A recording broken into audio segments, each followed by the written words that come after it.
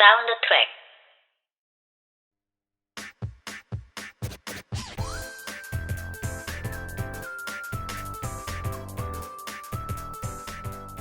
안녕하세요. 저는 H고요. 여러분이 듣고 계시는 이 라디오 방송은 사운드 트랙입니다.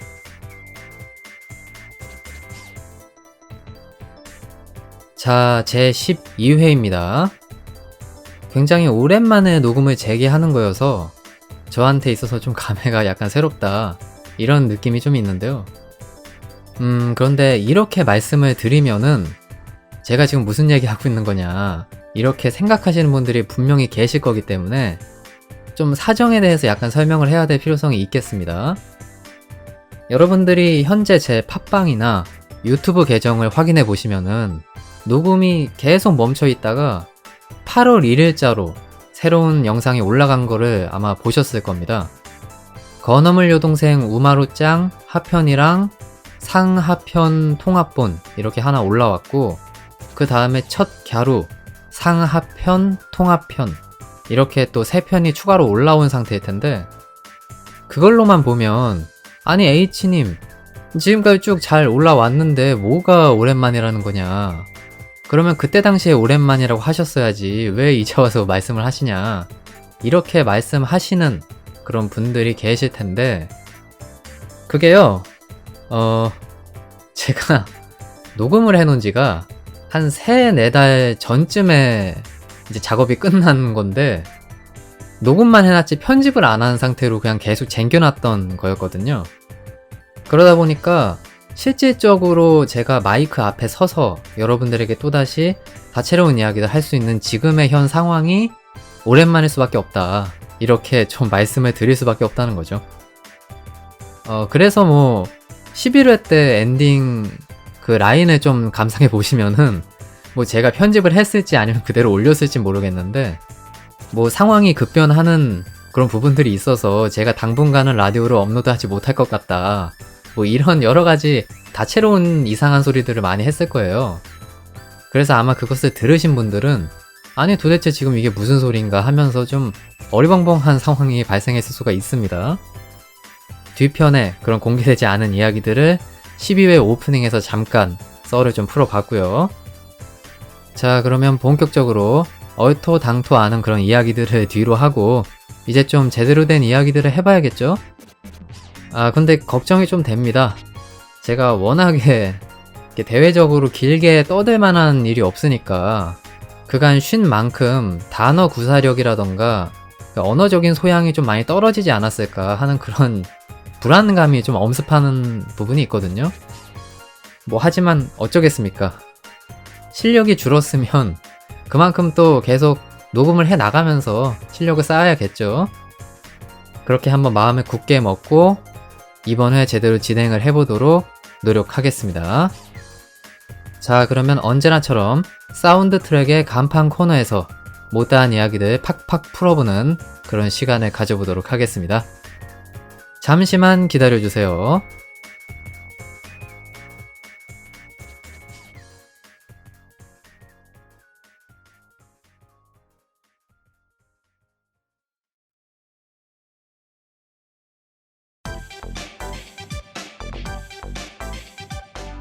꿀 같은 날에는 꿀꿀한 작품 어떠신지요? 리뷰 비스무리한 그것, 사운드 트랙의 꿀잼 셀렉트 시간입니다.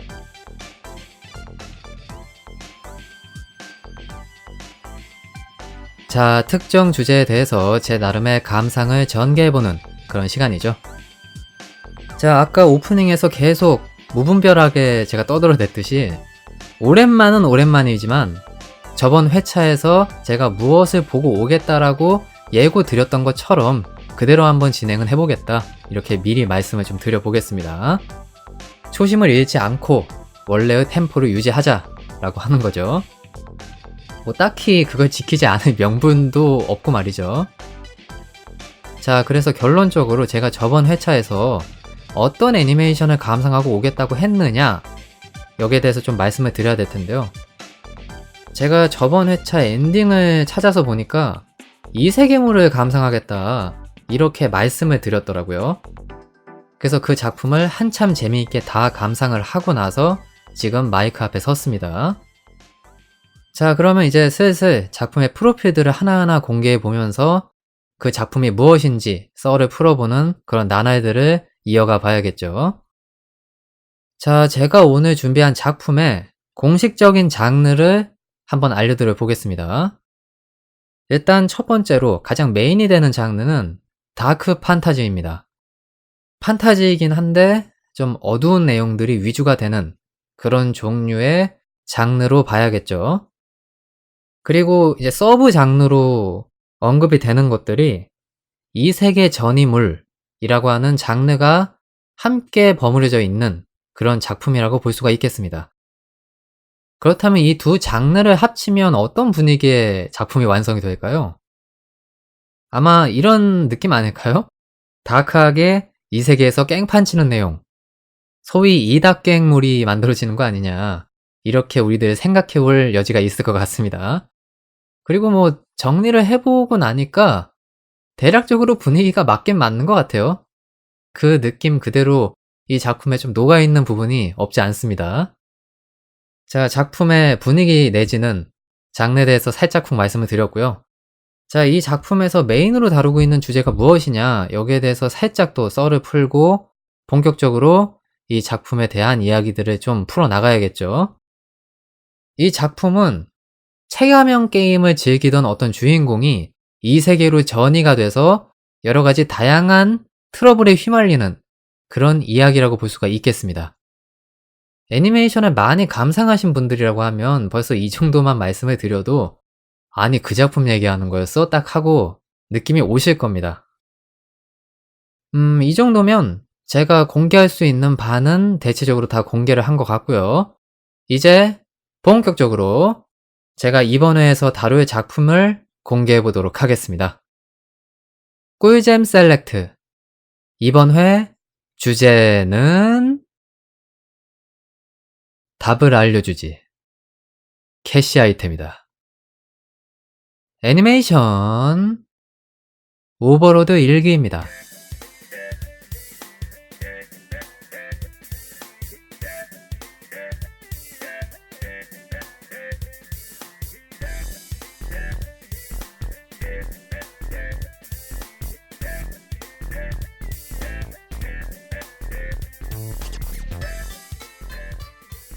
때는 2138년. 일대 붐을 일으킨 가상현실 체감형 온라인 게임 위그드라실은 서비스 종료를 맞이하려 하고 있었다. 플레이어인 모몬가도 한때 동료와 영화를 자랑했던 길드에서 혼자 조용히 그때를 기다리고 있었다.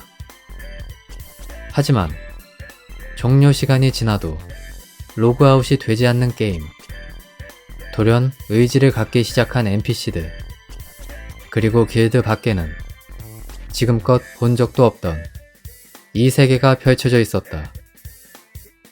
현실 세계에선 게임을 좋아하는 외롭고 시원찮은 청년이 해골의 모습을 한 최강의 대마법사가 된다. 세계를 소나기에 넣을 죽음의 지배자, 여기에 강림.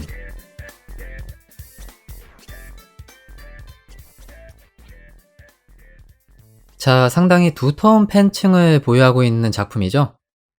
아마 이 작품을 직접 감상하신 분들은 없을지라도 풍문 정도는 다 한 번쯤 뭐 저희와 같은 업계에 종사하고 계시는 분들이라고 하면은 들어보셨을 거라고 생각합니다. 자, 참고로 말씀드리면 저는 아까 전에 제가 소개했던 것처럼 오버로드 1기만 감상을 했기 때문에 2기와 3기의 데이터가 머릿속에 들어있진 않거든요. 그렇기 때문에 이야기할 수 있는 부분에 분명한 한계점이 존재할 것이다. 이거는 말씀드릴 수 있지만 그래도 제가 이 작품에서 느꼈던 어떤 포인트들 이런 거를 짚는 데는 큰 무리는 없을 것 같다 라고 하는 생각이 듭니다. 그래서 그 한정된 자본을 가지고서 한번 열심히 임해서 녹음을 해보겠다 이런 각오 말씀을 드립니다. 자, 그러면 뭐 본격적으로 이야기에 들어가기에 앞서서 제가 이 작품을 보면서 느꼈던 전체적인 평가 이 부분에 대해서 말씀을 좀 드리고 싶은데요. 일단 뭐 다른 이야기를 다 떠나서 저는 이렇게 그냥 간단명료하게 정리를 하고 싶어요. 덮어놓고 재밌다. 그냥 뭐 다른 얘기 하나도 필요 없고 그냥 덮어놓고 재밌는 작품이다. 저는 이렇게 생각을 했거든요.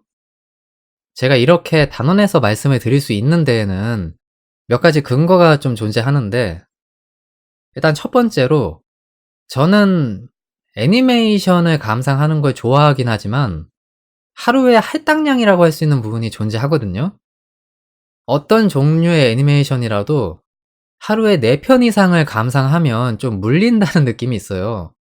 그러니까 저에게 있어서 하루의 할당치, 맥시멈치는 애니메이션 4편에서 한 5편 정도가 한계인 건데, 이 작품은요, 그냥 원큐에 다 봤습니다. 1회부터 13화까지 있죠? 쭉 그냥 한 편도 쉬지 않고 다 봤어요. 그러니까 그런 것들을 좀 살펴보면 이 작품이 확실하게 흡입력을 가지고 있는 그러한 작품임에는 부정할 수 없다. 그래서 그러한 점들을 보면은 이 작품이 뭐 개인의 호불호가 갈릴 수는 있겠지만은 적어도 흡입력이라고 하는 것이 있는 그런 잘 만든 수작임에는 부정할 수가 없을 것 같아요. 그리고 또 한 가지 근거. 저는 제 주력 파트라고 할 수 있는 애니메이션이 일상물입니다. 일상물 이외에 판타지물이라던가 액션물, SF 이런 종류의 장르를 그렇게 많이 섭렵해 본 경험이 없는 사람이거든요. 쉽게 얘기하면 편식쟁이 같은 느낌에 가까운 사람인데, 이 작품은 제 주력 장르가 아님에도 불구하고 쭉 질리는 감 없이 다 봤다는 것 자체가 이 작품이 장르를 좀 초월할 수 있는 사람의 흡입력을 자극하고 연출이나 구성면에서 그렇게 하자가 없는 작품이라는 느낌으로 다가왔다는 거죠. 뭐 어쨌든 저 스스로는 그런 느낌을 좀 가득 담아서 느꼈다. 이렇게 말씀을 드릴 수가 있겠습니다. 그래서 덕분에, 이 작품 덕분에 판타지와 먼치킨의 그런 장르적인 미학 이런 것들을 좀 듬뿍 느낄 수가 있었다 라고 하는 것에 저는 의의를 두고 싶습니다. 그리고 이거는 좀 약간 다른 이야기일 수가 있는데, 제가 어떤 이야기를 하고 싶냐면, 사실 이런 종류의 어떤 먼치킨의 느낌을 자극하는 작품들, 이러한 몇몇의 예들을 좀 살펴보면 사실 작가의 역량이 어떠냐에 따라서 수작이냐 괴작이냐를 난무하는 그런 것들을 볼 수가 있거든요. 예를 들면 이런 작품에서 가장 크게 하는 실수가 이 세계의 주민을 바보로 만드는 거. 이게 가장 작가들이 자주 범하는 실수 중 하나거든요. 뭐 어떤 작품인지 구체적으로 말씀을 드리진 않겠지만은 기본적인 수사 능력이 없는 이 세계 시민들이라던가 뭐 지식 자체의 그런 질 자체가 현저하게 떨어지는, 뭐 지식은 그럴 수 있다 쳐도 기본적으로 사람이 당연하게 의심을 품어야 되는 부분 혹은 인식해야 되는 부분에 대해서 인식을 하지 못하는 그런 이 세계 바보 주민들을 몇몇 작품에서 흔하게 볼 수가 있는데, 이 작품은 그런 부분이 그렇게 많이 느껴지지 않았다 라고 하는 부분에서 질이 높다라고 하는 부분을 하나 더 제가 제시를 하는 거거든요. 뭐 몇 가지 예를 들면 이런 것들을 말씀드릴 수 있을 것 같아요. 일단 이 작품은 주인공을 떼고서 그냥 순수하게 내용만 감상을 했을 때 세 나라의 진지한 삼국지가 펼쳐지고 있는 그런 세계관임을 알 수가 있고, 또 한 번 습격당한 어떤 마을이 똑같이 그러한 상황을 겪지 않기 위해서 스스로 마을을 정비하고 기초적인 군사 훈련 같은 것들을 마을 주민들이 받는 이러한 묘사들이 또 나오거든요. 아마 좀 잘못 만들어진 먼치킨물 같았으면은 이런 묘사들이 잘 나오지 않았을 거예요. 뭐 대부분 그냥 "아이고 용사님이 구해주셔서 잘 됐네요. 다음 마을로 넘어가 보도록 하겠습니다." 뭐 이런 식의 내용이 많이 나올 텐데, 이 작품은 명확하게 사람들이 자신의 어떤 부족한 점들을 인지하고 고쳐나가기 위해서 성찰을 하는 그런 모습들이 나온다는 거죠. 그리고 뭐 몇 가지 자잘한 것들, 예를 들면 탈출을 하기 위한 도주로를 미리 확보를 해 놓은 도적들이라던가, 또 도적들을 토벌하기 위해서 그 소굴로 쳐들어왔던 모험가 파티, 이 파티가 특수한 상황이 발생할 걸 대비해서 후방에 레인저를 배치해 놓고 무슨 일이 생겼을 때 바로 마을로 뛰어가서 지원군을 요청하든지 도움을 요청할 수 있는 그러한 보험을 하나 또 들어놓는 연출들이 나오거든요. 그러니까 이런 묘사들만 봐도 이 세계에 속해 있는 오버로드라는 이 세계관에 속해 있는 마을 주민들은 절대 멍청이들이 아니다 라고 하는 걸 우리들이 느낄 수 있다는 거죠.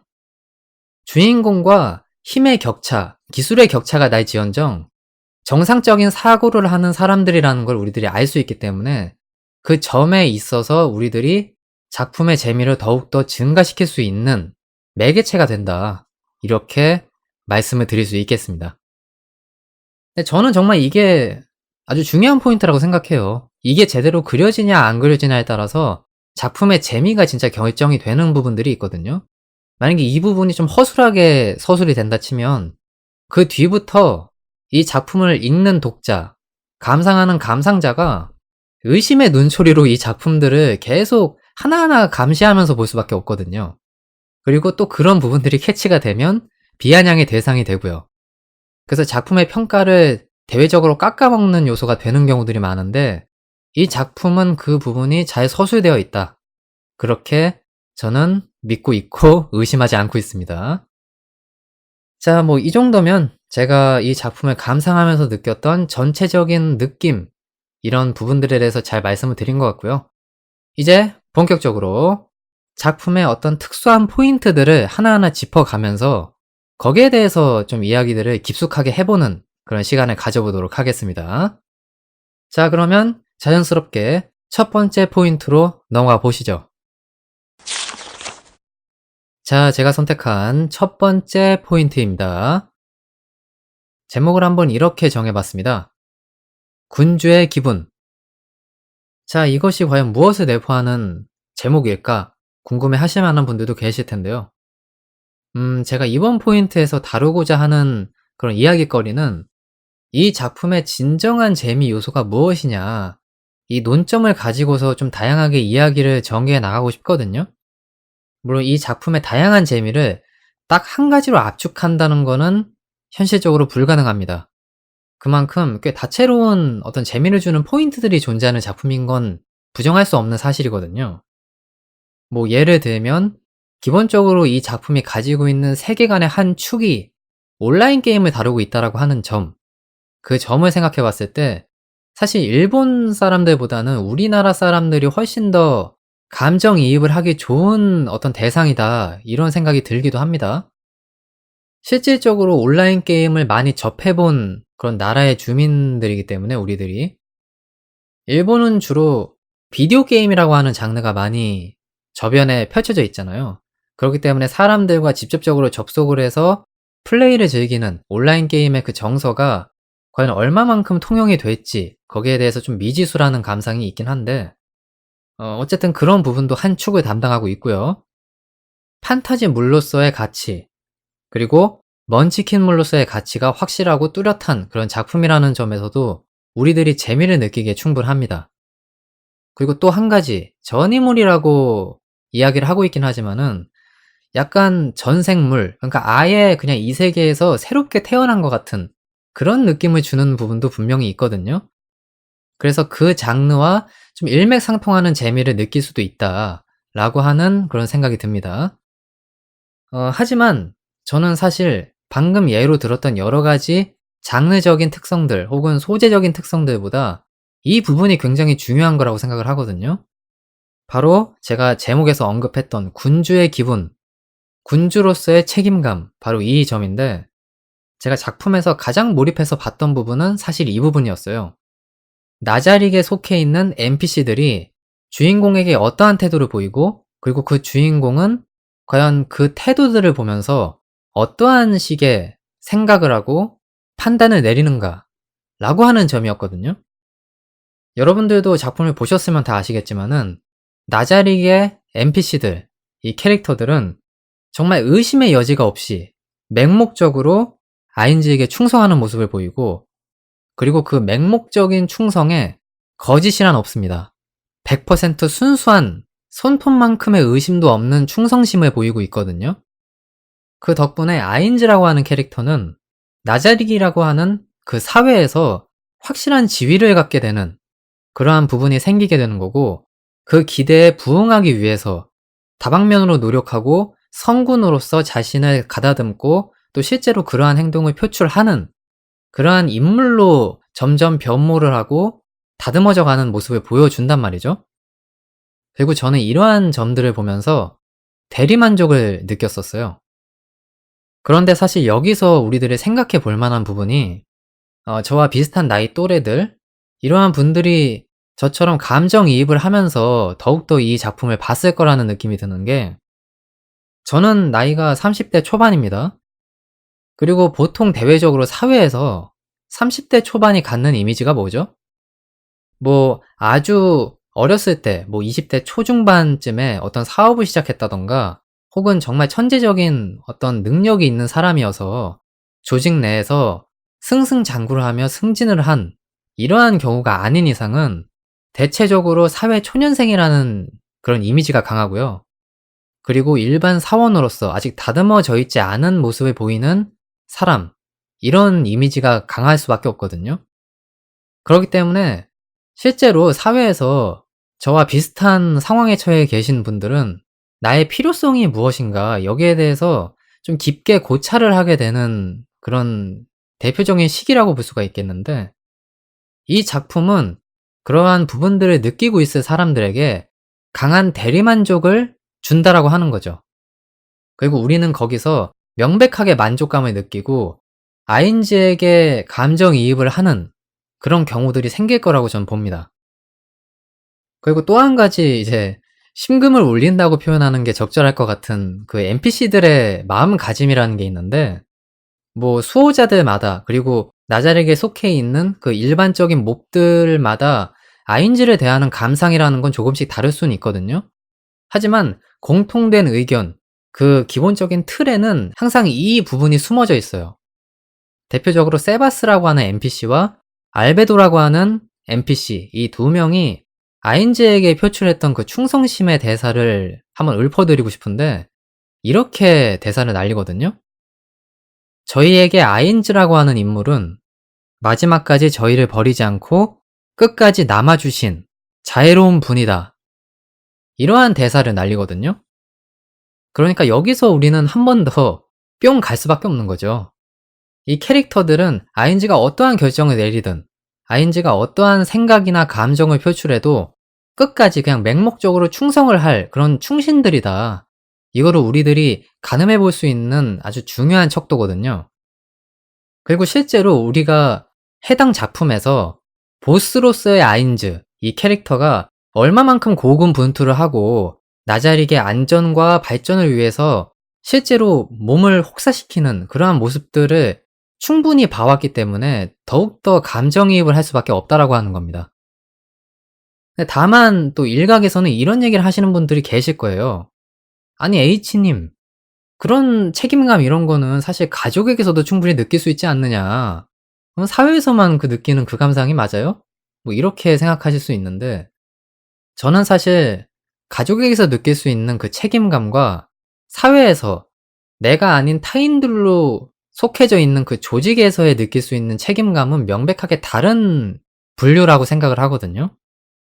일반적인 가족의 경우, 그러니까 뭐 특수한 가정이 아닌 이상은 기본적으로 뭐 생계랑 연관이 되는 그런 부분도 있긴 하지만 책임감의 주체가 되는 사람에게 긍정적인 느낌을 항상 품고 있는 상황이거든요. 거의 그런 입장이 많을 거라고 봅니다. 가장이 뭐 능력이 좀 부족할 수는 있어도 가족의 일원이기 때문에 그 사람에 대해서 뭐 나쁜 생각을 품거나 이런 경우는 의외로 많지 않다고 저는 생각을 하거든요. 하지만 사회에서는 그런 책임감에 부응하는 충성, 긍정적인 마음가짐 이런 거를 얻어내기가 굉장히 힘들어요. 말 그대로 타인들로만 속해져 있는 집단이기 때문에 그 집단에서 내가 정말 꼭 필요한 사람이고 이 조직에서 절대 없어서는 안 되는 중요한 실권자다라고 하는 그 느낌을 받기가 그렇게 쉬운 것이 아닙니다. 그리고 거기에서 오는 그 성취감이라던가 만족감 이런 부분들도 명백하게 그 성격이 다르고 말이죠. 그리고 그거에서 비춰봐서 이 작품의 결론을 내리면 나자릭에 속해 있는 NPC들 사실 이 캐릭터는 가족의 느낌보다는 물론 뭐 길드원들이 직접 빚어낸 그런 NPC들이기 때문에 실질적으로는 자식의 느낌이 더 강하긴 하죠. 하지만 작품을 그냥 쭉 감상을 해보면 아무리 봐도 가족의 느낌은 절대 아니거든요. 가족의 느낌이 아니라 동료로서의 느낌, 나와 피가 섞이지 않은 타인이긴 하지만 정말 순수할 정도로 맹목적인 그 충성을 보이고 있는 NPC들의 모습, 이 느낌이 정말 강해서 거기에 대해서 부응하고 신뢰를 얻고 있는 아인즈라고 하는 인물의 그 모습을 보면서 우리들이 확실하게 느끼는 바가 있고 그것이 이 작품에서 굉장히 중요한 재미 포인트로 자리매김을 하고 있다. 저는 이러한 결론을 내고 싶습니다. 자, 물론 항상 말씀을 드리는 거긴 하지만 이거는 철저하게 제 주관적인 감상인 겁니다. 주관적인 감상이기 때문에 여러분들이 느끼시는 그 부분이랑 맥락적으로 좀 다를 수도 있고 또 저와 비슷한 느낌을 받으시는 분들이 계실 텐데 제가 좀 설명이 모자라서 저 의미를 조금 더 직접적으로 잘 나타내 주시면 감사하겠는데 조금 모자란 느낌이 든다라고 생각하실 수는 있어요. 하지만 저는 제 나름대로의 순수한 감상을 이렇게 내고 싶었습니다. 과연 여러분들이 얼마만큼 동의를 하실지 그거는 좀 미지수긴 하네요. 어쨌든 다음으로 넘어가 보도록 하겠습니다. 자, 제가 선택한 두 번째 포인트입니다. 자, 두 번째 포인트의 제목은 제가 이렇게 선정을 해봤습니다. 애증의 에피소드. 제목만 들어도 충분히 이제 유추를 해내실 수 있을 텐데 제가 이 작품에서 봐왔던 여러 가지 에피소드들 그 중에서 좀 호불호가 갈렸던 어떤 한 에피소드에 대해서 이야기를 하고 싶거든요. 그리고 여러분들은 과연 거기서 어떤 걸 느끼셨을지 대체적으로 좀 가늠해 볼 수 있는 시간이 되지 않을까 이런 느낌이 좀 듭니다. 자, 그래서 제가 소개할 그 해당 스토리가 무엇이었냐 거기에 대해서 차근차근 말씀을 드릴 건데 바로 클레만티느 그 여자가 나왔던 스토리에 대해서 좀 훑고 지나가 보겠습니다. 저에게 있어서는 소위 좀 갑분싸 스토리였어요. 제가 그러한 전개를 그렇게 즐기는 편이 아니기 때문에 면역이 없는 상태였거든요. 그래서 그런지 보고 나서의 후유증이라고 할 수 있는 부분이 좀 길게 오더라고요. 물론 재밌던 건 재밌었습니다. 이야기의 구성이라던가 또 거기서 우리가 충분히 얻어낼 수 있는 바는 있었거든요. 그래서 간략하게 좀 내용에 대해서 말씀을 드릴 텐데 참고로 이거는 스포일러가 될 수가 있습니다. 그래서 혹시 이 작품을 보지 않으셨거나 볼 예정이신 분들은 이 부분을 스킵하셔도 됩니다. 자, 그러면 본격적으로 이야기에 돌입을 해볼게요. 여러분들도 아시다시피 아인즈가 이 세계에서의 정보를 취득할 목적 그리고 사용할 자금을 모을 목적으로 이 세계의 모험자로 위장을 한 상태로 어떤 모험가 파티 거기에 이제 소속이 돼서 물론 그 파티에 들어간 건 아닙니다. 그 파티에서 아인즈에게 관심을 보였기 때문에 이제 함께 행동을 하는 그런 과정을 거치고 어찌 보면 좀 인간적인 관계 형성을 했다? 이렇게 표현해도 부족함이 없는 그런 좀 잔잔한 이야기들이 펼쳐졌었거든요. 그래서 거기까지는 정말 만족을 하면서 시청을 했는데 근데 문제는 그 뒤였어요. 이제 본래의 마을에 돌아와서 의뢰자의 그런 마지막 배웅 이런 것들을 이제 해주는 타이밍이었는데 아인즈가 없는 상태에서 모험자 길드가 바로 제가 아까 언급을 했던 클레만티느라고 하는 사이코패스 여성에 의해서 잔혹하고 끔찍하게 살해가 되는 그런 상황이 발생합니다. 그리고 그냥 단순히 깔끔한 살해 이런 것이 아니고 고문이 동반된 그런 아주 참혹한 짓을 했거든요. 그 모험자 길드에 니냐라고 하는 캐릭터였던 것 같아요, 이름이. 이제 남장을 하고 있었던 여성 캐릭터였는데 이 캐릭터를 그냥 아주 참혹하게 이제 고문 후 살해한 그런 흔적이 발견되는데 그것들이 아주 직접적으로 묘사가 되진 않지만은 우리들이 유추해 볼 수 있는 부분들이 충분히 나오거든요. 그리고 이제 살해를 하기 위해서 정지 작업을 하는 그 과정 자체도 저에게 있어서는 굉장히 좀 짜증나는 포인트였는데 클레만티느가 같이 동행한 마법사에게 이런 얘기를 합니다. "마법을 확실하게 걸어 놨느냐. 준비를 확실하게 해 놨느냐." 이런 식의 이야기를 하죠. 그런 것들을 생각해 보면 모험자 파티는 그 조그마한 공간에서 참혹하게 살해를 당하면서 목소리를 높여서 비명을 지르고 절규를 했을 거란 말이죠. 근데 그게 마을 사람들에게는 전혀 전달이 되지 않고 그냥 그 작은 공간에서의 찻잔 속의 태풍에 불과했을 것이라는 그 느낌이 저에게 있어서는 굉장히 잔혹하게 느껴지더라고요. 그래 가지고 저에게 있어서는 굉장히 좀 불쾌한 느낌이 드는 그런 에피소드였는데, 근데 냉정하게 이 스토리를 작품의 작법상으로 생각을 해 보면은 사실 충분히 나올 수 있고 전혀 어색함이 없는 그런 스토리라고 볼 수도 있어요.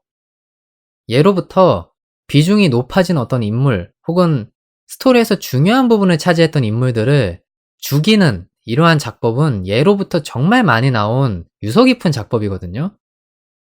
뭐 이렇게 표현하는 것이 적절한진 모르겠지만 작품의 주도권을 독자에서 다시 작가에게로 가져오는 그런 작법이라고 저는 생각을 하거든요.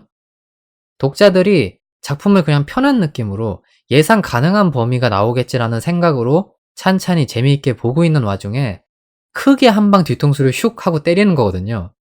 그러면 그러니까 넋 놓고 보고 있던 시청자나 독자들은 작품에서 주도권을 완전히 잃게 되는 거죠. 작가의 손아귀에 그냥 완벽하게 이제 놀아나는 형태의 그런 스토리들이 전개가 되는 거이기 때문에 그 부분에서 확실하게 임팩트를 주는 스토리이자 그런 작법이다라고 하는 것에 대해서 의심의 여지는 없죠. 그리고 아까 말씀드렸던 것처럼 이 부분을 통해서 우리들이 확실하게 얻게 된 정보가 있어요. 그리고 그 정보를 토대로 이 작품의 방향성이 확실하게 진행이 어떻게 되겠다라고 하는 걸 우리들이 유추해 볼 수 있는 그런 중요한 변곡점이 생기게 되는데, 예를 들면 아인즈 울 고은이라고 하는 인물 그리고 나자릭에 속해 있는 NPC들이 얼마나 강한가 이런 것들을 좀 객관적으로 파악해 볼 수 있는 아주 중요한 척도가 되었다. 이렇게 말씀드릴 수가 있거든요. 물론 이제 카르네 마을이죠. 그곳을 습격하는 이제 병사들을 다 깔끔하게 정리를 하면서 우리들이 힘의 그 강력함을 머릿속에 인지하게 되는 부분이 있긴 했지만, 사실 그것이 이 세계라고 하는 그 공간 내에서 얼마만큼 통용될 수 있는 파워인가, 여기에 대해서는 좀 가불론박이 갈릴 수 있는 그런 좀 애매모호한 힘의 방출이었단 말이죠. 그런데 이 스토리에서는 클레만티네가 본인을 과시하기 위해서 혹은 뭐 블러핑일 수도 있긴 하지만은 이런 이야기를 합니다. 나를 상대할 수 있는 인물은 청장미, 붉은 물방울, 그리고 전사장 가제프, 이 캐릭터 말고는 없다. 이런 식의 이제 이야기를 하거든요. 물론 저는 그 인물들이 어떤 인물들인지 잘 모릅니다.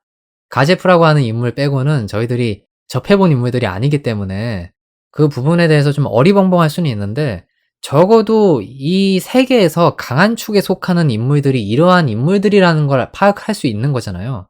그리고 그 덕분에 이 클레만티느라고 하는 적이 얼마만큼 강한 적인지 우리들이 유추해 볼 수가 있었고, 이 적을 그냥 어린애 가지고 놀듯이 깔끔하게 정리해 버리는 아인즈를 통해서 작품의 주인공이 얼마만큼 먼치킨인가를 가늠해 볼 수가 있었다라고 하는 거죠. 이 점을 이 스토리에서 얻을 수 있는 점으로 꼽고 싶었고요. 그리고 또 한 가지, 바로 우리들이 계속 좀 미묘하게 바라볼 수밖에 없었던 아인즈라고 하는 인물의 인간성이라던가 윤리관에 대해서 좀 다시 한번 생각해 볼 수 있는 그런 여지를 줬다고 보는데, 사실 이 캐릭터에 대한 평가가 여러모로 갈리는 걸로 전 알고 있거든요. 그리고 일기에서 보이는 모습들은 뭐 제가 뒤에 이제 습득한 내용이긴 하지만은 원래 소설판보다 악행으로 묘사되는 것들, 그런 것들이 좀 많이 커트가 된 상태로 애니화가 되었다고 저는 알고 있거든요. 아인즈라고 하는 인물이 사실은 중립적인 포지션을 가지고 있는 사람인데 악인을 연기하고 있는 건지, 나자릭의 발전을 위해서 말이죠. 혹은 그냥 생 악역인지 이거를 우리가 판단할 수 있는 그 척도가 좀 부족했어요. 근데 이 작품의 이 스토리를 보면서 우리들이 알 수 있는 점은 아인즈라고 하는 캐릭터가 악인인지 중립적인 인물인지는 우리들이 알 수가 아직은 없지만, 적어도 기본적인 윤리관에 해당하는 부분들 그리고 인간성에 대한 부분들이 완전히 그냥 생 악역으로 설정되어 있는 캐릭터이진 않은가 보다라고 하는 거를 좀 단편적으로 보여주는 스토리라고 저는 생각을 했거든요. 물론 2 기와 3 기를 바라보면은 좀 감상이 달라지긴 하겠죠. 근데 기본적으로 이런 건 알 수가 있는 거죠. 내 주변에 있는 인물에게 해를 가한다면 뭐 약간의 관계가 형성되어 있는 사람일지라도 되돌려 주고 내가 당한 만큼 갚아주는 이러한 모습을 보이는 사람이다 라고 하는 걸로 우리들이 뭐 대략적으로 정리를 해볼 수 있지 않을까 싶습니다. 그리고 뭐 어찌 보면 가장 중요한 포인트를 우리가 얻었다고 볼 수는 있는데 복수에서 오는 쾌감, 이 부분을 무시할 수는 없거든요. 그러니까 제가 원래 그런 약간 좀 끔살에 관련된 스토리를 그렇게 좋아하지 않는데도 불구하고 워낙에 이 클레만티느라고 하는 캐릭터가 악행을 저지른 인물이기 때문에 시간을 들여서 잔혹하게 그 인물을 살해하는 아인즈를 보면서 그 묘한 그 쾌감을 좀 얻었다라고 하는 부분을 무시할 수는 없을 것 같습니다. 이런 부분에 대해서 제가 좀 언급을 드릴 수가 있겠네요. 뭐 하지만은 뭐 얻은 건 얻은 정보고요. 개인의 호불호는 호불호인 거죠.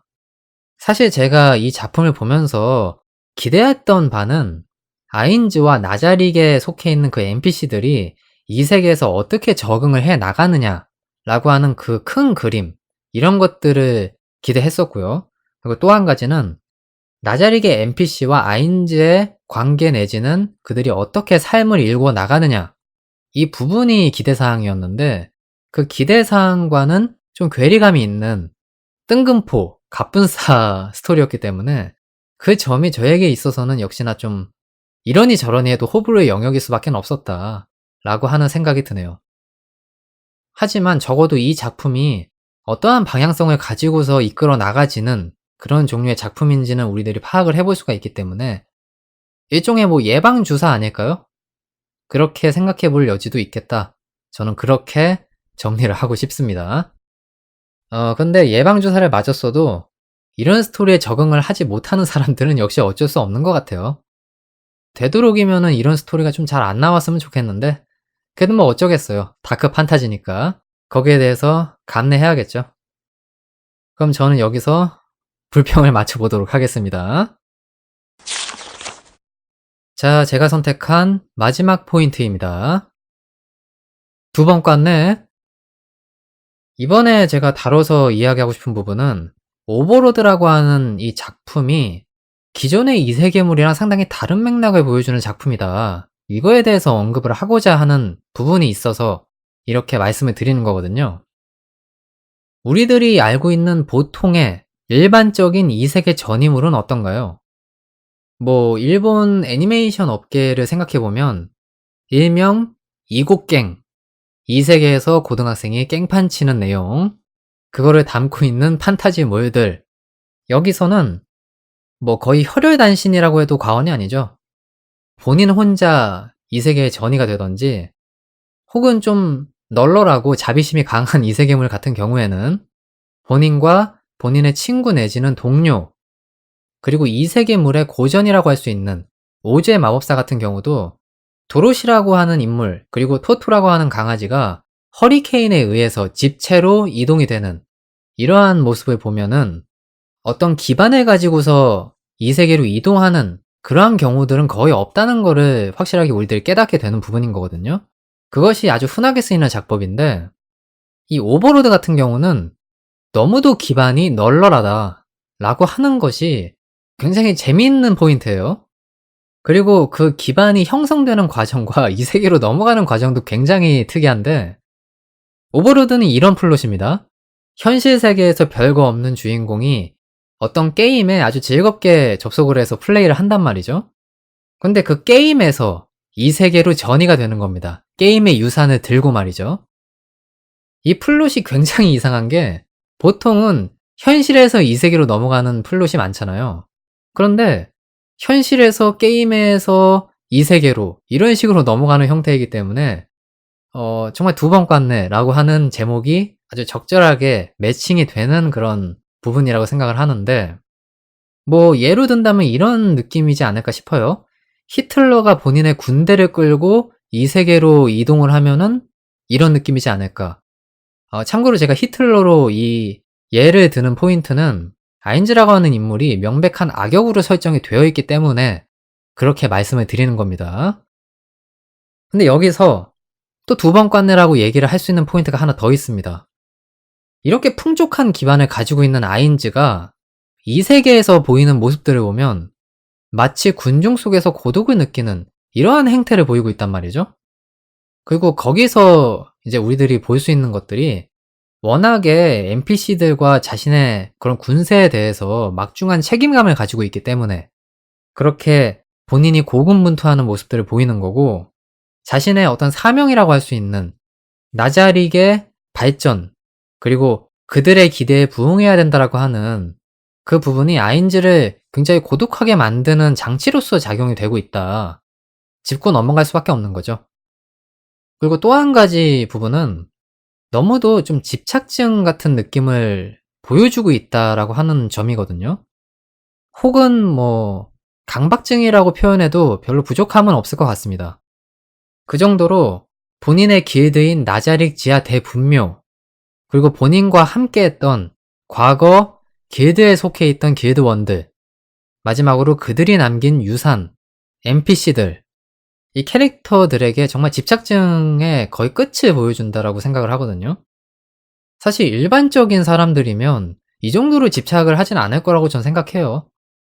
일단 본인의 안위가 중요하기 때문에 본인을 위한 소모품 같은 느낌으로 그렇게 사용하지 않을까 하는 생각이 드는데, 이 캐릭터는 워낙에 과거 본인이 즐겼던 위그드라실이라고 하는 그 게임에 대해서 애착이 있었고, 또 거기에서 함께 속했던 길드, 길드원, NPC 이런 캐릭터들에게 아주 막대한 그 집착을 보여준 캐릭터이기 때문에 그런 식으로 표현이 되는 것 같아요.